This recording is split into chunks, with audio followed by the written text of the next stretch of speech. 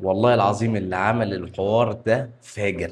انت عارف يعني ايه تدخل جيم تلاقي الناس كلها بتتمرن ببرنامج تدريبي واحد؟ يعني الشخص اللي عايز ينشف او عايز يزيد او عايز يخس او عايز يبني عضلات او عاوز يزود لياقته او عايز يتبع اسلوب حياة صحي بيتمرن ببرنامج تدريبي واحد. يعني البنت زي الولد، يعني العيل الصغير زي الراجل الكبير، يعني اللي يومه فيه مجهود عالي زي اللي نايم في البيت، وده عكس اللي احنا ذاكرناه كله. فانا مش عارف ازاي انتوا اقنعتوا الناس ان برنامج تدريبي واحد هيوصل كل الناس دي لاهدافها، وفي الاخر تيجي الناس تقول لك انا بتمرن بقالي 3 شهور، بقالي سنه، بقالي سنتين، وما بوصلش النتيجه. حبيبي، عمرك ما هتشوف النتيجه من بعيد، مش من قريب حتى. طب ليه؟ لان سعادتك بتتمرن بدون خطه. بعد اذن سعادتك، لو بتتمرن لازم تتمرن بخطة تدريبية هتوفر عليك وقت ومجهود عشان تحط مجهودك في الحتة الصح فتوصل نتائج سريعة. والنبي يا شباب بلاش القصة بتاعت اصل احنا خلاص كبرنا، اصل احنا مش عارف ايه، اصل احنا مش عارف ايه. خدمة التدريب الاونلاين هتختصر عليك طريق طويل جدا واوفر لك من التدريب الشخصي، لان اللي انت بتاخده في الجيم ده مش تدريب شخصي،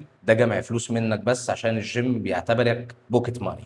سلام. نسيت اقول لك اختصر على نفسك بقى الطريق ده كله، بعت لي رساله اظبط لك انا كل حاجه واريحك القصه دي كلها. طب احنا هنقدم لك ايه؟ هنقدم لك برنامج تدريبي ونظام غذائي وخطه مكملات وخطه فيتامينات، ودي اختياري او حسب الاحتياج اذا كنا محتاجينها. وهنتابعك متابعه حقيقيه مش المتابعه الوهميه اللي هم بيضحكوا عليك بيها، يقول لك اشترك اونلاين وادفع 200 جنيه تشترك وتدفع. هي خطه واحده بيبعتوا لك البرامج كده وانت تعيش مع نفسك. فببساطه خالص لو انت عايز خدمه حقيقيه احنا بنعمل ده. عايز ايه تاني؟ انت ما عندكش اي اوبشن تاني. بعت لي رساله.